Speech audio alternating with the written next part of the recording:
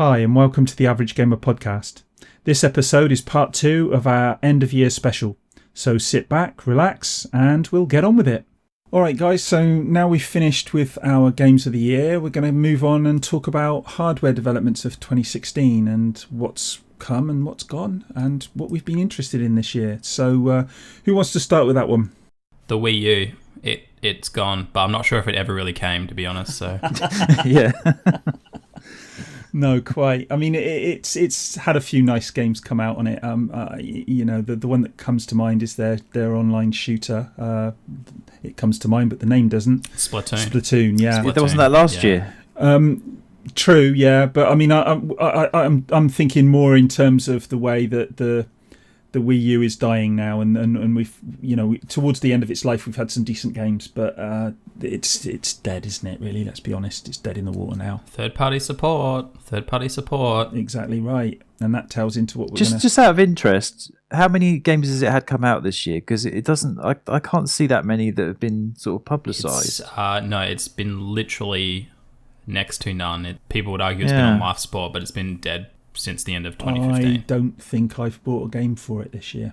Yeah, and that's quite telling, isn't it? Because people have got all three of these generations consoles, and I would only loosely put the Wii U in with this generation because, to be honest, it was released before this generation. It was released in 2012, so it's kind of like a halfway point, isn't it? Yeah, and they're doing it again, which is it's something completely separate again, but it's got me worried. They're doing again. Yeah.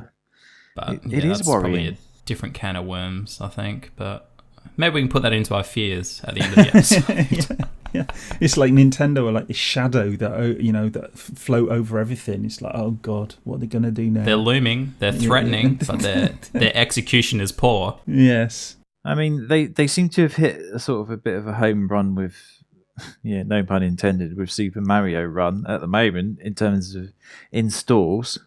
It seems to have been quite a popular launch, but, it's like they still can't get it right with hardware, and we've had a bit of a mixed year for hardware, haven't we? Because we've had some really good stuff. The Xbox One S, everyone agrees, was like a good... Fantastic. It was a good idea in terms of repackaging the Xbox, and I think Microsoft really did an excellent job with that, because they made it a really appealing console to buy. I mean, I've just picked one up. Can I say now, I actually think the One S is probably the most focused console out there at the moment in terms of the full package. I think they nailed it basically. Microsoft did a good job with. It's almost like they took the hatchet from the fans and buried it.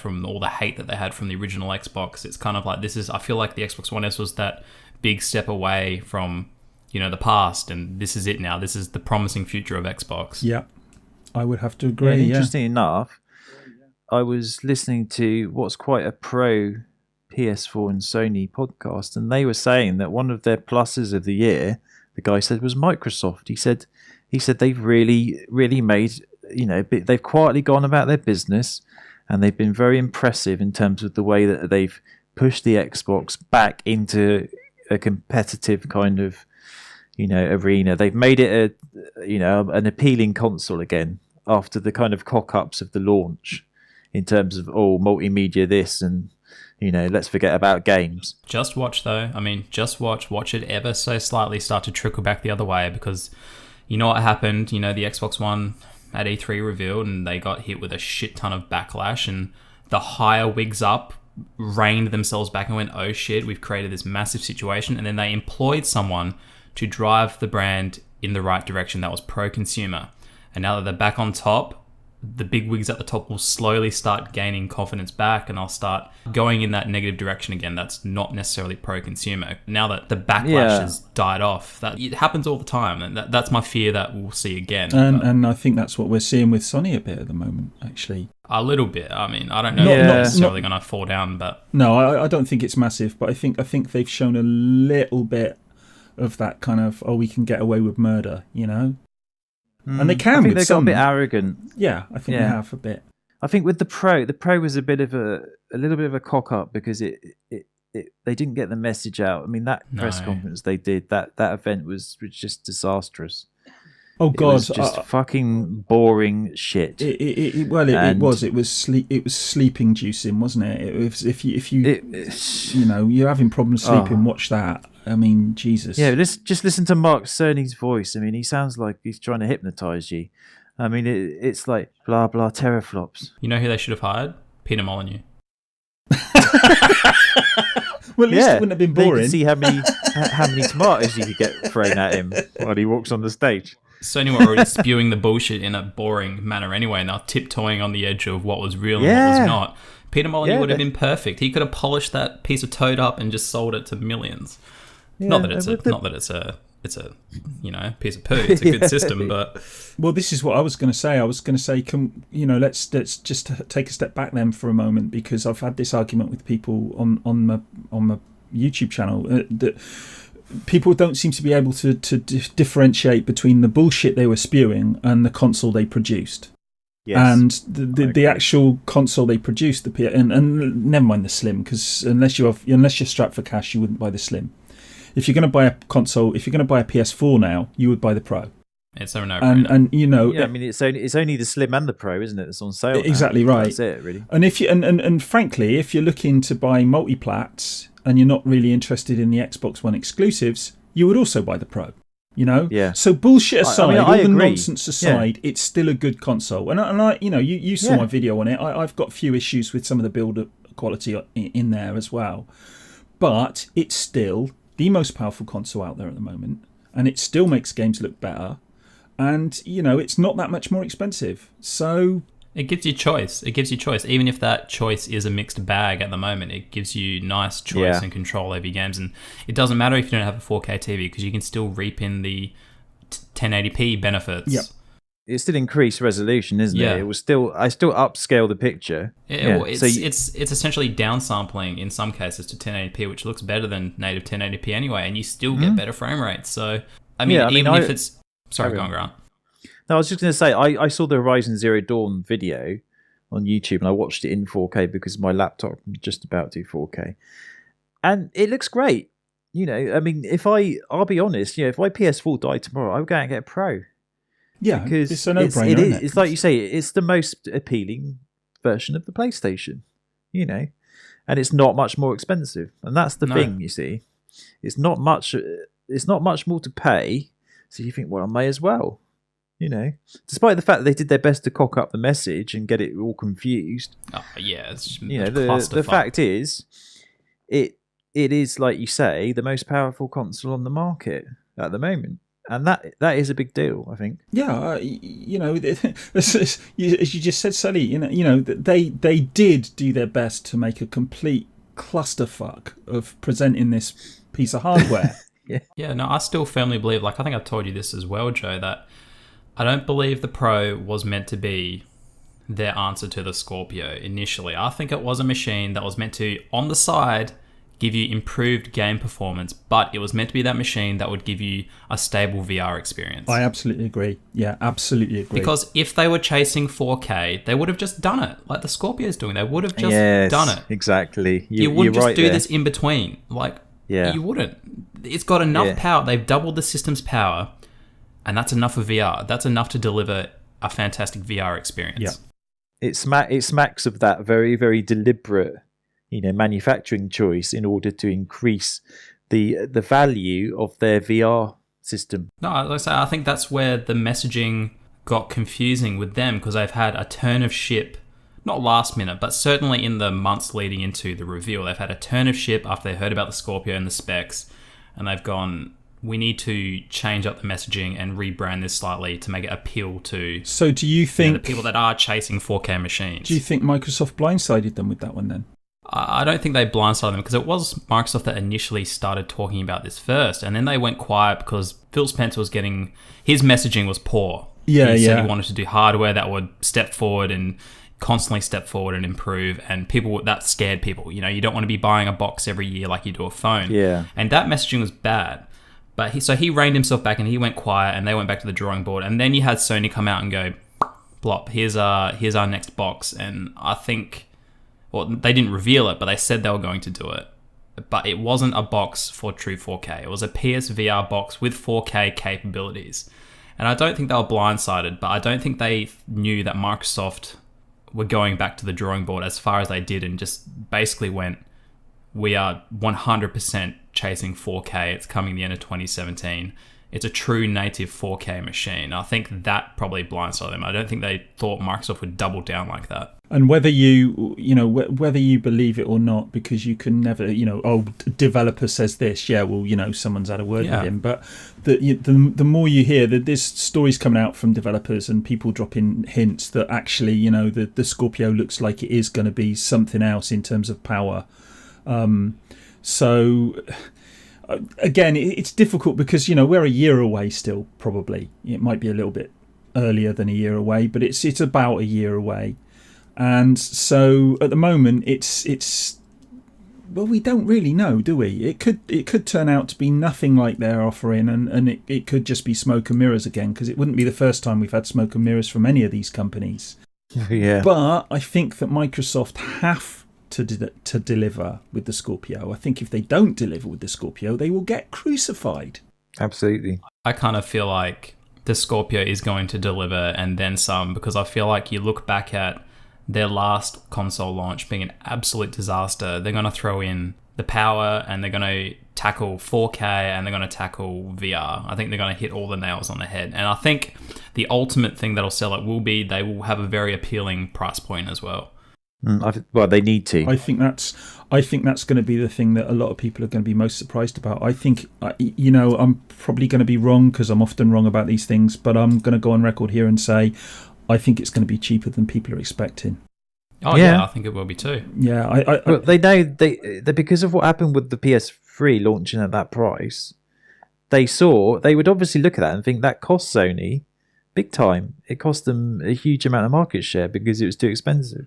People just won't pay it. They have perceived value for a console, and if it's above a certain point, then it won't sell. It's just simple. That's why Nintendo always release cheap consoles. Partly because they're shit, but also because, also because they know that they disable the comment section. It has to be again. Yeah, exactly. These are our personal opinions. I was going to say, I don't think they're going to be taking as much a loss on the Scorpio than what Sony did with the PS3, because the PS3 again was a lot of it was custom hardware, which was expensive to build by nature, whereas the Scorpio, I'm assuming, we haven't seen solid information, I'm assuming it's basically just a PC in a box again. Well, it probably will be, yeah. I can't see how it would be anything else. Well, when you hear, rumours that they're looking at being able to emulate the original Xbox on it, perhaps, and, push on... Yeah, it has to basically be a PC in a box, doesn't it? They talk about backwards compatibility all the time, and yeah, again, if you're doing custom hardware, like you said, Joe, it'd be impossible for it to be just easily backwards and compatible with current Xbox One and then Scorpio games. It wouldn't happen. Yeah, and I'm assuming I can buy one disc and play it in whatever system, whether it be my PC, my Xbox One, or my Scorpio. That's the idea. Even Nintendo are doing this with the Switch, aren't they? With the GameCube compatibility. Yeah, except for you'll have to pay for that. Sorry. Well, yeah, of course. Don't expect them to give it away for free. Make you buy it again. Yeah. It's more money, isn't it? Yeah. So did we have any other hardware cock-ups or hardware developments? We're on hardware developments, and we're kind of crossing over into cock-ups as well, aren't we? I guess the Pro could be considered a semi-cock-up. It's still a good system. The messaging was a cock-up. Yeah, the messaging was a mess.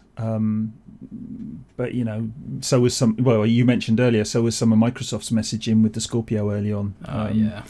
So if we're getting into cock-ups, let's have a look at that in full on now. So what would you say was the biggest cock-up so far this year? I'm struggling because we don't get much hardware. That's the thing. We don't get a lot of. I'd probably say the mini Nintendo NES.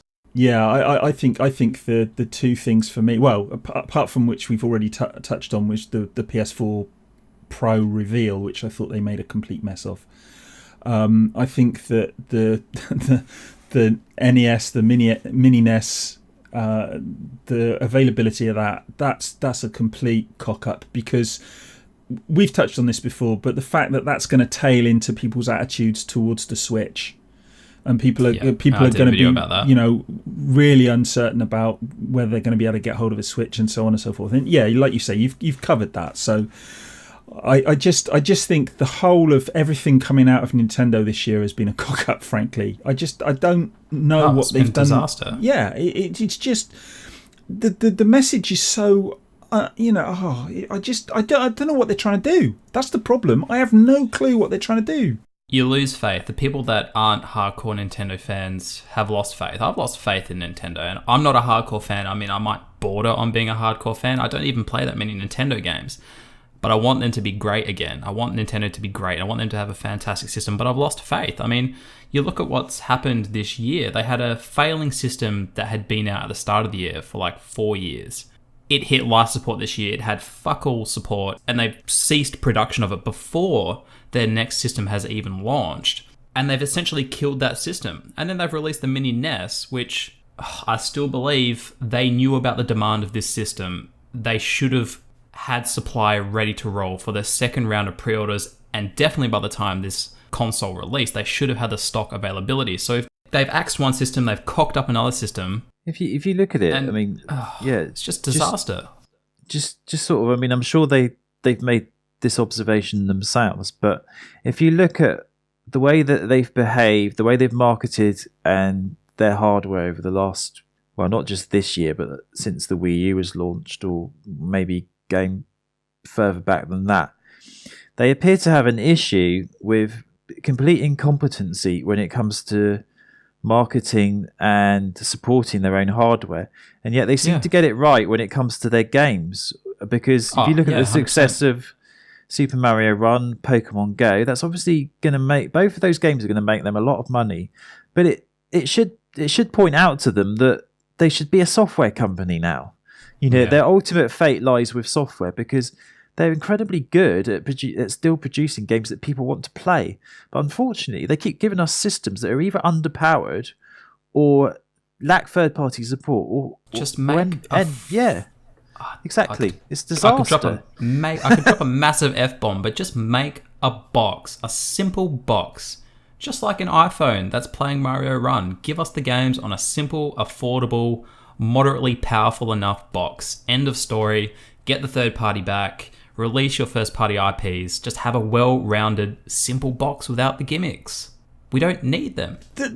I was reading an article today, and they're saying, it's having Nintendo's going to have Nvidia hardware in there, and in a sense they were saying it's going to be like the Nvidia Shield 2.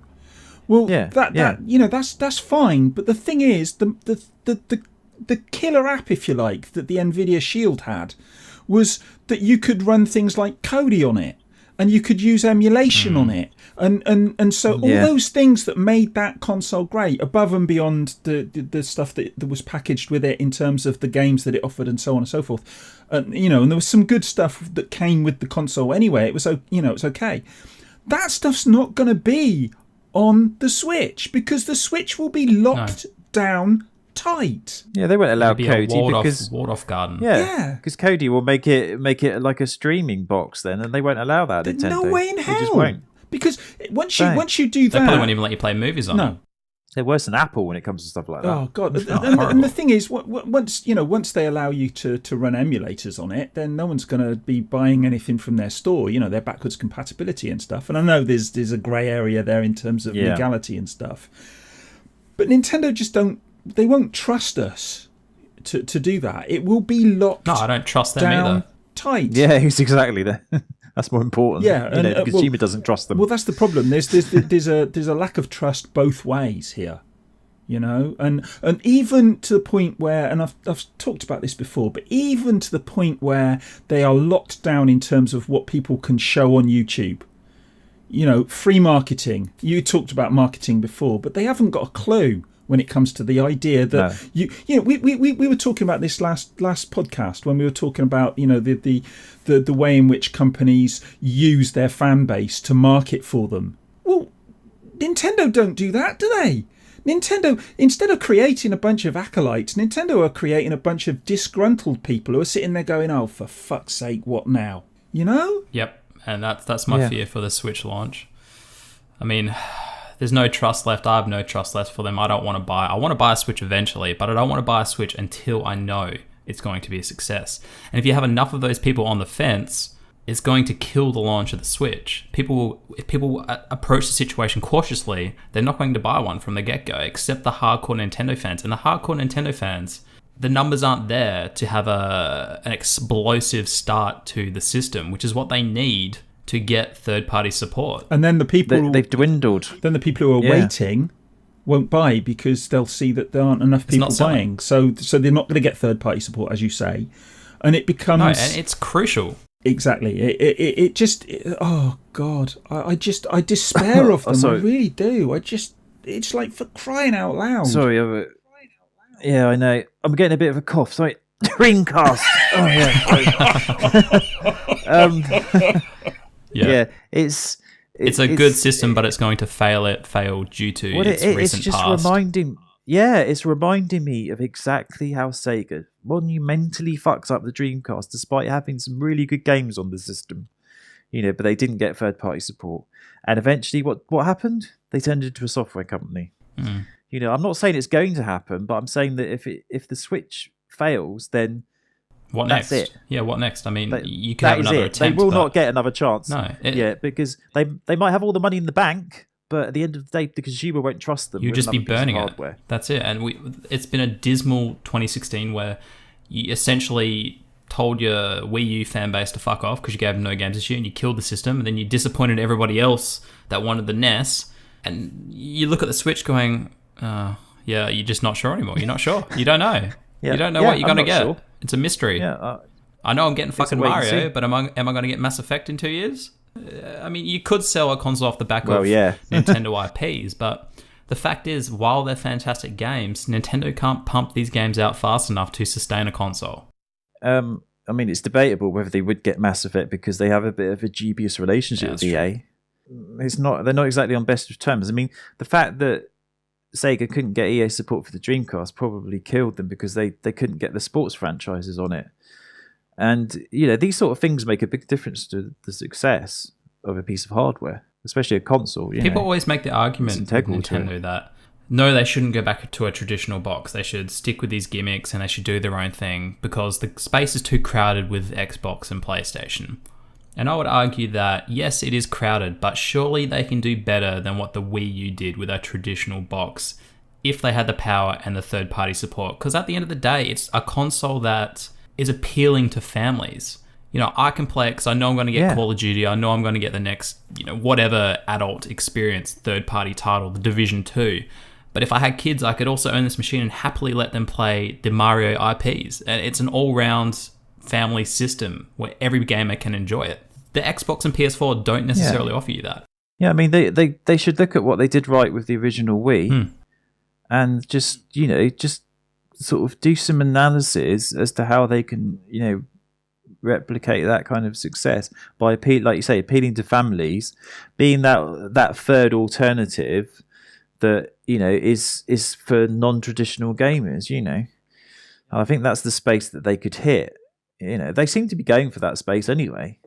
Because, like you say, I think their support base has dwindled. The hardcore is just becoming smaller and smaller because people are losing faith. So they have to try and get that alternative market that's untapped since the Wii. That's it. They put themselves in this corner anyway, and now they have to try and dig themselves out of it. And rather than taking a traditional box approach, they're trying to chase the dollar signs with these gimmicks, hoping they're going to repeat Wii success. But maybe they should just try and get No Man's Sky and Dead Rising 4 on the Switch. Yeah, exactly. Don't say that because it'll probably be the only support they get. Well, they got Skyrim, everyone. A 5-year-old game. Yeah. So is that confirmed? Do they have Skyrim? Yeah, wow. Bethesda. They have a thing now. They're making Skyrim. Shock. Yeah, they officially confirmed it. There we go. We have one confirmed. They said they're working with Nintendo and that Skyrim has all but officially been confirmed, but they might be looking at releasing other games like, I don't know. That's it. You've got the initial promises that will hit the system, and then 2018 will be the interesting year to see what else comes to the system. Nintendo Switch is going to get... Yeah, guys. It's going to get Fallout... Guys, it's like an Nvidia Shield. That's a real success, isn't it? Yeah. Oh, jeez. It's the Nvidia Shield 2. There you go. There's another cock up. There's another cock Fantastic. up. I don't know if it's from last year, this year, or whatever, but What was that? Sorry. so I was just saying the Nvidia Shield was another cock up. Well, yeah, that was last. Well, I don't know as it was a cock up. I think it was an interesting test of the market, if you like. I think it's actually it's a great media box actually. Yeah, sorry to be naive. What It's exactly a is it? console media box hybrid, It's really. a giant Game Boy SP. Well, the sorry, I'm problem just with gonna the Google it because I Nvidia don't actually know Shield what is, it is. again, you're talking about marketing. I mean, this is you were going back, a few years ago now. You had the Nvidia Shield handheld, and then you had the Nvidia Shield tablet, and then you had the Nvidia Shield console, which was like a TV box, a bit like the Amazon Fire TV or whatever. But it was a lot more powerful than the Fire TV. It could run Netflix in 4K. It was one of the first boxes that could do that. It's as a streaming console, it's great. It's great for things like emulation. It's a great emulation box. So it's got a niche that it fills, but there's other things that can do that. A lot of the cheap Chinese boxes will do pretty much the same thing for a lot less money, but it does it better, and it has got some unique services that it offers. I don't think it's a cock up. I think the problem is it's where does it fit in the space? Because on the one hand, it's not going to compete with the Microsoft and Sony in terms of a console, and it's not going to really compete with the Amazon Fire TV, because frankly, the Amazon Fire TV does that side of things for a lot less money. So in terms of the streaming content and whatnot, so it's in a kind of middle space in the market, and it's a niche product. It's a well, some like me who likes a bit of hardware that will do something a bit different, Yeah, fair enough. I mean, I can see the appeal, but I like you. I just don't see where it would fit in when you get it just doesn't appeal to enough people. That's the problem. Not necessarily a cock up, but it doesn't really have a space to gain those sales. No, not at all. It's a niche product, and it's an interesting product for that. But the other thing there as well is, like I say, there was a handheld, there was a tablet, there was a set-top box. Well, most average consumers wouldn't even know which one was which. They see Shield, the Nvidia Shield. Okay, what's that then? So, but that, I mean, the Shield came out last year anyway. So, it's a bit confused marketing, isn't it? Because you're calling them all the Nvidia Shield, exactly. and yet they're all slightly different. You've got the TV box, you've got the gaming I honestly device. thought there was only one. So well, there you go. goes to show. Exactly. I thought there was just a big flip flop, the clamshell one, and that was it. No, the Shield TV is actually pretty decent. The adult kit, Game Boy. yeah. It was good for like like I say, emulation on the move and stuff like that. I think there's not enough people. I mean, I this is a personal bugbear of mine, is technology that's released for the sake of it. Do you know what I mean? It's like I think we should just be a little bit more considerate about what we actually need as opposed to what we want, because it's a luxury of the Western world, I think, is that we create technology that we don't necessarily have any need for. I mean, it's like when Charlie Booker reviewed like the iPad, was it? He said it's just a giant iPhone. Why do we actually need this thing? It's like, I think we need to consider a little bit more why we keep making things because we can. Just a side note, Grant, the marketing and I guess the area they were going for with the iPad and everything else that's cloned the iPad since was it was device between your phone and your laptop. Like, it was meant to be a happy medium. You still got most of the functionality of a laptop, but the better form factor, and it would do more than your phone. And you know what I find hilarious? Is that every man and his dog is now manufacturing, and every man and his dog is now wanting to buy clip-on keyboards for their tablets. I know. And that's the thing, you see. It's like you get all these... I actually Googled once, can an iPad or something like that replace your laptop? And it can't, because it's not as good as a laptop. And yet people want to put a keyboard on top of it because they want to try and use it, like you say, as like this weird hybrid between the two. All right, so I was going to say we covered cock-ups other than the I obvious mean, elephant in the room. We could say again, the elephant in the room. You thinking No Man's Sky? No Man's Sky. We won't even worry about mentioning. We've been over that loads of times, haven't we? But I mean, it's I don't think you can mention elephants because were they actually in the game? But they might have been in the preview video, but they weren't. And they didn't look like elephants. Yeah. Were they dinosaur elephants? I couldn't quite Of make course, it we've got out. Dead Rising 4, which I don't know whether that was a cock-up or a deliberate, designed to fleece the public. But there's probably we covered it, didn't we, hundreds of cock-ups we've missed, but to the one person that's listening on YouTube, let us know down below. The biggest cock-up of the year was our inability to spot cock-ups. Yeah. So exactly. right, okay, given that we've covered the cock-ups, so leading into that, obviously then we've got hopes and fears for next year. Fire away, what do you think? Okay, well, my first hope for 2017, I'll give you my hopes first. My first hope for 2017 is first party IPs in VR. That's what I want to see. Oh yeah, I'm with you there. Second, That's I think it'll happen. But anyway, that's more of a hope. I'm not sure if it's going to happen. It's a hope. Second one is Nintendo Switch. I want it to be a success, and I want it to have third-party support.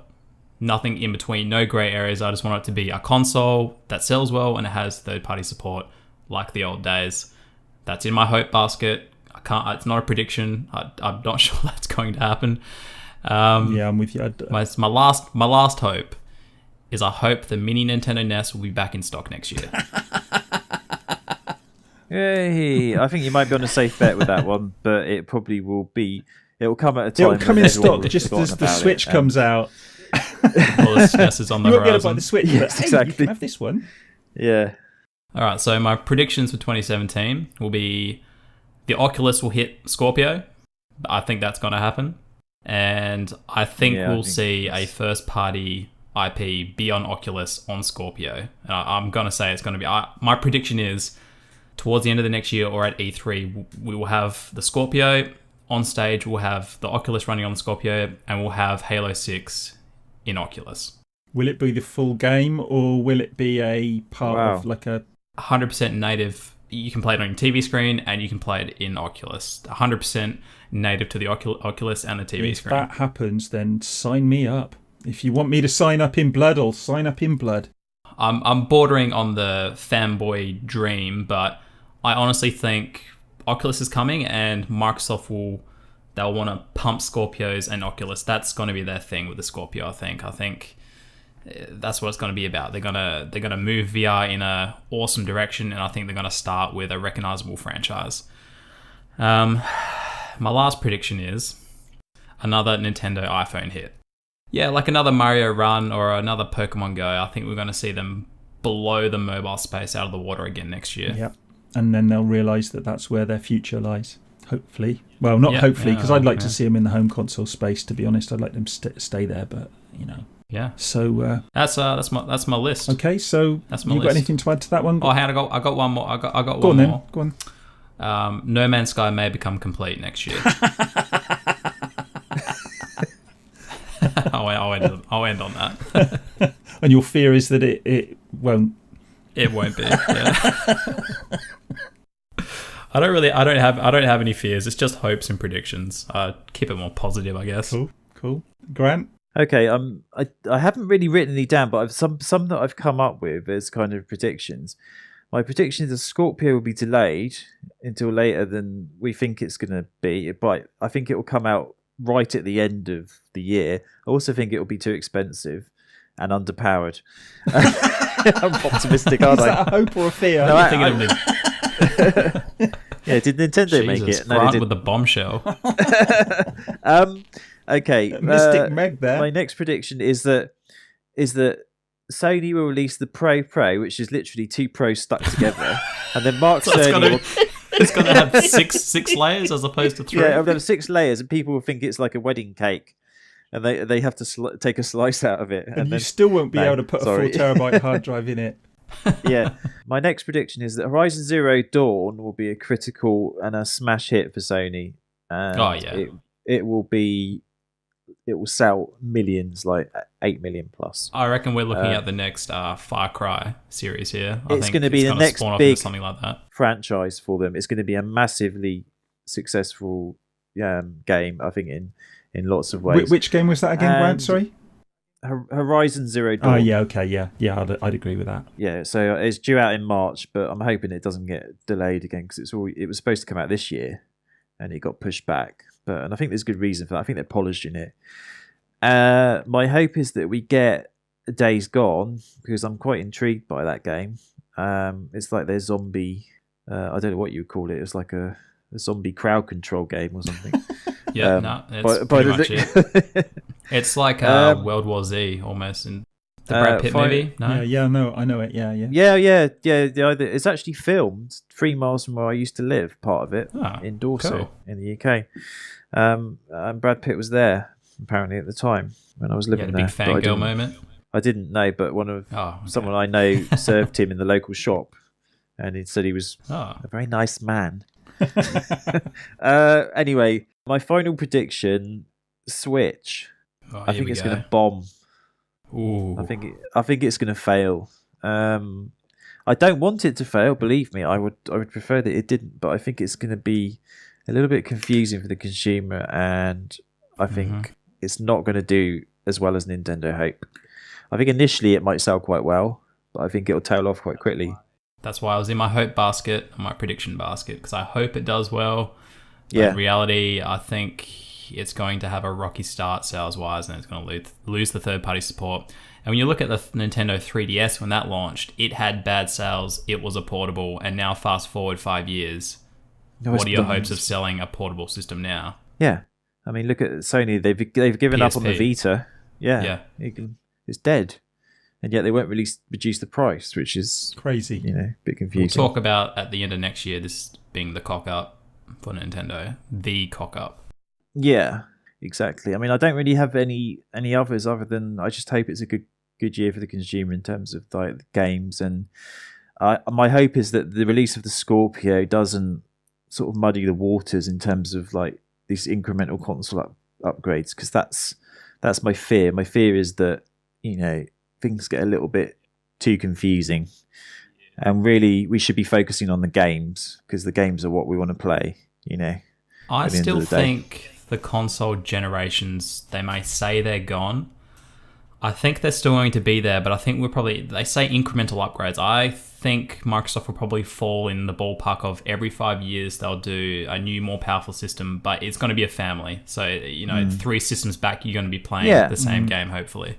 Yeah, that makes sense. I think that could actually be a positive thing, because I think that in terms of force you to upgrade. Well, but also not just from that perspective, also from the perspective of the idea of legacy with games. With the idea that games are something that are lasting and something that you can go back to, like a book or like a film, or because there are an increasing number of gamers out there who are wanting to go back and play the games that they played when they were kids, or when they were in their 20s or whatever, and they want to revisit them and not just have sequels, but actually go back to the ones they played 10 years ago, 20 years ago.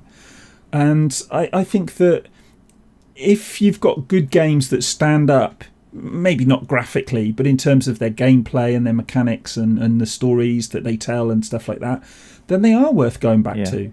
And they need to be something more than just a commodity that, it's here today and gone tomorrow. And as we've said before, shiny and on to the next thing. Because if games are going to be taken seriously, that's going to be really important to that. But anyway, I'm on my high horse again. There is stuff to be concerned about, like Grant said, with this ever progressing faster hardware cycles, but like you said, there's a big positive with, like you said, Joe, that nothing's going to get left behind now, and we're looking at it as one whole generation, at least on the Microsoft side anyway, in terms of the games. Nothing's considered crap because it's from 10 years ago on 3 systems ago. I mean, just to clarify, I don't want to appear like I'm trying to be negative, because I think this is like one of the best times to be a gamer. We've got so much choice. We've got some quality games. We've got some quality franchises, and we've got great systems to play them on. So I'm looking forward to the year. I really hope it brings us, a lot of just really great games to play, and that's what I want. I think that's what we all want at the end of the day. Absolutely. Oh, definitely, yeah. It's an interesting time to be a gamer. It certainly is. We'll probably be saying that for a long time in the future as well. Let's hope so. Yeah. You never want it to be boring, I guess. That's a good point. Well, no, absolutely. If I'm going to talk about my ideas today, you've covered most of it, to be honest. One of the things I want. So you had Halo 6 in VR as well. Yeah. That's my wet dream. Ignore that one. Yeah, no, I'd love to see that. That would be awesome. I'm not sure that we're going to see it, but it would be bloody awesome. That definitely would be a dream. It would be a surefire way to kickstart Oculus. Yeah, absolutely. Well, how about Halo 5.5 Master Chief's Conquer Collection? Or, something like that, maybe?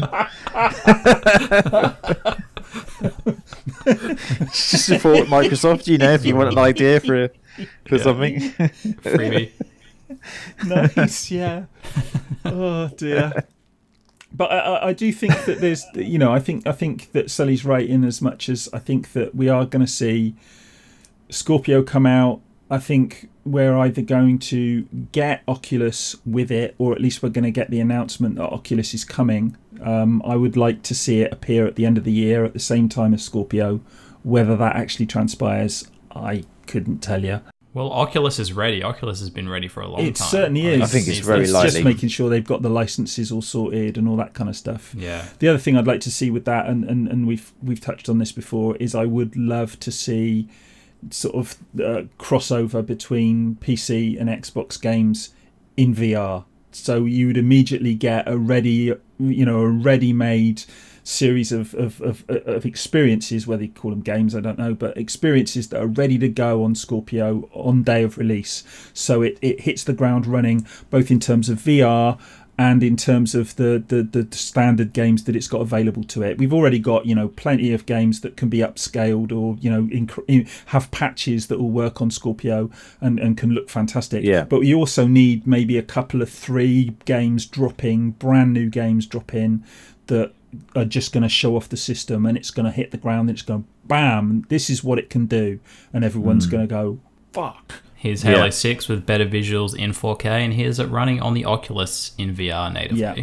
Go and buy it. Give us your money. It would be awesome. Yeah, it'd be awesome.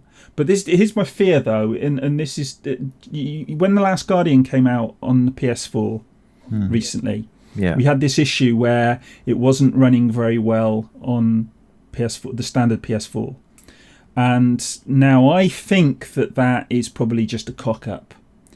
But my fear is that it's a sign of things to come, both for the PS4 and with the Scorpio affecting the standard Xbox. And so my fear is that we could end up in a situation where, contrary to what they've told us, that we're not going to get left behind if we're using the earlier versions of those consoles, that you're going to find, okay, those games run on those consoles, but they run like a pig in syrup, and so that's a genuine fear, and I think that could happen, and I think it moving forward it's likely to happen actually. I think it's going to be a title by title basis. I don't think it's going to be a regular thing, but I think we'll definitely see it more often. It's quite now cynical, with though, these isn't extra it? Consoles, yeah.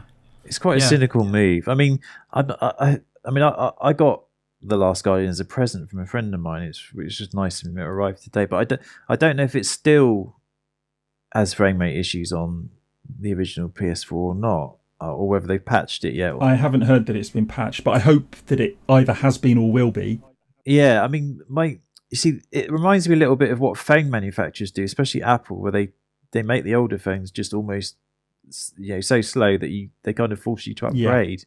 And it's the kind of practice that really gets under my skin, because it's a very cynical practice to try and manipulate the consumer. So I really hope, I can understand you having it as a fear, but I just really hope that's not the case, where we end up with games that are sort of almost intentionally hobbled. Oh yeah, I'm with you. They want you to spend more. It'd be terrible. You've got to remember that at the end, at the end of the day, most of the people that have bought the PS4 have purchased the original PS4. They haven't purchased the Pro. Exactly. And you can't just annoy virtually all your customers in one go. Well, and the same to a lesser extent, because obviously they've got a smaller market share, but the same applies to the Xbox as well. You've got all these people who've gone out recently and bought the Xbox One S, and it's been going great guns, and it outsold the PS4 for a 3 months running. I think that's going to change with the Pro now, but it's gone. Yeah, back well, it was bound to. I mean, again. it was it was inevitable. Yeah. But, there's a lot of people who've gone out and bought the Pro. I'm speaking to one of them right now. Gone out and bought the One S. And you've just gone out and bought one. And so if Scorpio comes out next year and you find that some of those games aren't going to run properly, I got a One S for my birthday, for crying out loud. If the Scorpio comes out and it's going to affect the way games, well, not directly, but games aren't going to run so well on the original and the One S because the Scorpio's there, then it's going to piss off a lot of people. And same with the Pro and the PS4. And I really, it's a hope and a fear. I hope that doesn't happen. I fear it's almost inevitable, certainly with some games. I think you're right, Sully. I think it's on a game-by-game basis. But I think it could happen, and if it happens more often than not, if it happens like to one or two games here and there, we can go, fuck that game, we'll boycott it. But if it starts happening more and more and more, then you're kind of forced to upgrade, aren't you? I don't think it's going to be any kind of mandate from Microsoft or Sony to tell developers to sometimes half-bake their games for the original consoles. I think it's, what Apple could be doing with their older phones with iOS updates. Clearly these updates, every time you get an update, it seems to make your older phone run a little bit slower and a little bit clunkier, at least from what I've gathered from talking to other people as well. So it kind of makes you go, shit, my phone's running slow. You want to get the new iPhone. I don't think we're going to see that with the new consoles. I think what we could see, though, is Microsoft and Sony be a little bit lax with enforcing, the standard for how the base versions have to run. Yeah. The developers might just go, fuck it, I want to make the Pro or the Scorpio version the version that people desire and want. This is the version that we like. And then they just kind of quickly downscale it for the base consoles. Another thing that came to mind, and it's just because we were talking about phones, I wonder if you'll get a situation, like maybe not now or in the next year, but in the future, where you'll get games that will be available only for like the later iterations of the console. So at the moment, we've got apps that can only run on, say, like the 5S or 6 upwards of the iPhone. Will we get only available from the Xbox One S onwards or something? I think you have to at some point if they're talking about a family. In my mind, well, of course. In my mind, the ideal situation is we have the Xbox One, we have the Scorpio, and then we have the system that follows. But the system after that, maybe the games that are developed for that system and the Scorpio, maybe the Xbox One can't play them. I think it's they talk about a family. I think if you have 3 consoles that coexist in this family, that's acceptable. But, it moves in a 3 console block and it keeps moving along. Yeah, over a period of about 5, 6, 7 years, the one at the beginning drops off. That's fair enough, though, because it's iterative, but you've still got a reasonable amount of time with that console before it becomes outdated. And that's reasonable. I've got no problem with that. It's just if it's like next year, Yeah, the only big factor I can see in the risk of having incremental console updates is because although to a certain extent we are already used to it with the phone industry and the way we upgrade our phones, what you've got to remember is we pay for our phones monthly. With consoles, we pay for them in one lump sum. So it's not exactly the same. And they are taking a risk expecting people to buy yet another console in the form of a Scorpio, not long after they've released the first Xbox. Yeah. And they're already telling them that they can get the same experiences on the Xbox One. Yeah. So it's like, well, why do I need to buy this one then? Well, they've got a job. Yeah. They've got job marketing. It's all on Microsoft. People. It's all on Microsoft to convince us. I mean, it's not going to be like the Pro where the gap in price is so little that you might as well just get a Pro. The Scorpio is easily going to be a couple $100 more, if not more, than what the base Xbox is. Best case scenario. So they need those reasons to buy the Scorpio, and I think we'll probably see them at E3 when they're really kind of starting that hype train into the holiday of 2017. These are the reasons you need a Scorpio. I still think the Scorpio might be cheaper than people think it is. I still think that it might come out at a more reasonable price. I mean, when I say more reasonable, I mean some of the more wild, estimates of how much it's going to cost, I think are way off. And I think that, yes, it is going to be a premium over the Xbox One S, but I'm not sure that it's going to be £300 more expensive than the Xbox One S. Well, I'm thinking like the PS4 Pro here is $549. I'm thinking I think my reasonable best case scenario is probably $699 for the Scorpio here. Which, how's that translate into pounds? I'm not sure how the... It's about half. So six... Yeah, roughly half. So, sorry, what did you say it was in... So the Pro's $549 here in Australian dollars. I think the Scorpio would probably looking at... Yeah, I think the Scorpio is probably going to be $699. That's my reasonable, probably even best case scenario, I'm thinking. So 350 quid or something? 400? Yeah, 350 to 399 would be my guess in UK pounds. I don't think that's an unreasonable price. I think that's a very reasonable price in terms of... Whether that's reasonable for the hardware, I don't know, but I think that's the limit they can push before people are turned off by the price point. I mean, unless you have absolutely stunning examples of why you can sell a console, anything above $700 Australian, it's just too much. I won't be surprised, but I would be a bit disappointed if it comes out in the UK and it's more than, say, $450. Because if it comes out at more than... They won't exactly, sell it. That's exactly right. And I think that if Microsoft have got any sense whatsoever, they'd be prepared to make a loss on it rather than not have it sell. If you're going to price something at $450, that's the price you expect to pay for a laptop, not a console. Yeah. That's going into that kind of territory. So that's a mistake if they go... Because the PS3 was what was it when it came out in the UK? Probably... Well, it was $600, so it was probably about £400. Yeah, I would have thought. It was $1,000 here. Oh God. Yeah, so it's $399 over here, I think, and that's about £100 more than people expect to pay for a console. Yeah. So if what do we think the sweet spot for the Scorpio? What, 400? Yeah, push. £400. Yeah, I mean, yeah. I personally think that's best case scenario. It could. I think it could easily be marginally worse than that. By £50 or even another £100. Yeah. I wouldn't be surprised if I see it here in Australia being rather than $699, $749 or $799, and they bundle in a game or something. I don't know, but I feel like it could easily slip out when you talk about a console with that much power. I mean, don't know. It depends on how much, if they're doing a large enough manufacturing basic order, or scale, if you like, in terms of how much they're paying for the parts. Yeah. If they can keep the costs down, then they may well. If they're thinking like we're going to sell a load of these, then they can keep the price. They can keep the price down. The other thing as well, though. Well, that's just it. Sorry, go on.